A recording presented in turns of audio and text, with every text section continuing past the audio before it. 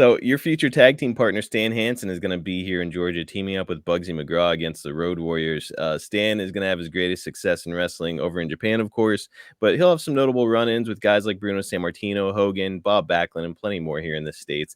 Do you feel like if he would have hung around here more in America, hung around the WWF and NWA, do you feel like he could have had the same success he had in Japan, or was he just Oh this yeah, top of the mountain? absolutely. Absolutely, and because Stan was, again, he was good on the microphone too, and again, Stan Hansen is another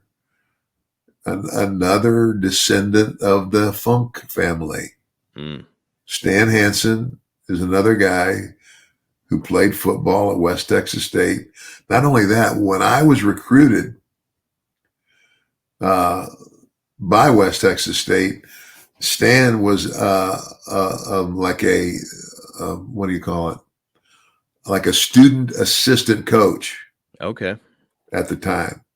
He was like one of the, assistant, like a student coach for West Texas State when I was recruited. That's when I met him. How about And, that? and I remember Stan having his first match in Amarillo on a Thursday night.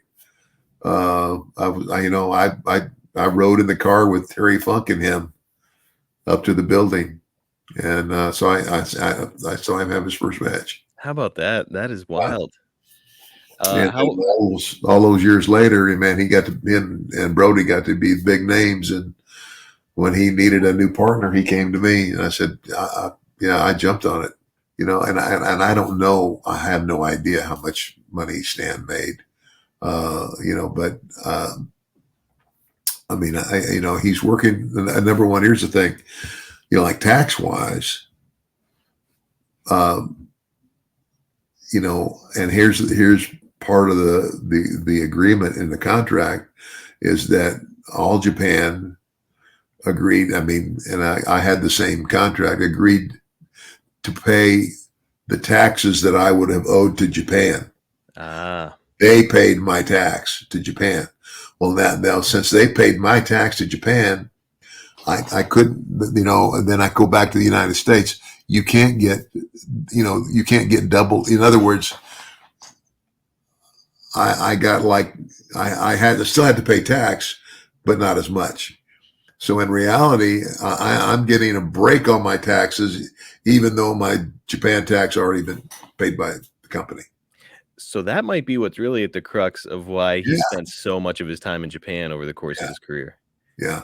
So he got like a bunch of tax breaks and was probably making an absolute killing over there for years upon years. Well, Where and that's the other thing. And I've thought about it, brother. I've thought about, man. I wonder if I would have been smarter to stay there in terms of just money wise, because the only thing I had to pay for was my food. I didn't have to pay for any hotels. I didn't have to pay for any transportation. All I had to pay for was my food. that does kind of make you wonder, doesn't it? Yep. So, so Ted, I mean, you became part of pop culture as the $1 Million Man.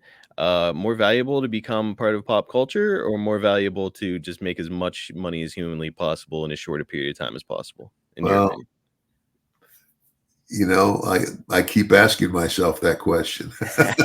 Like, yeah, how would it would have been? Well, but of course, yeah. I mean, yeah. Again, now Stan is extremely well known in Japan, but he's not that well known here because he didn't spend that much time here.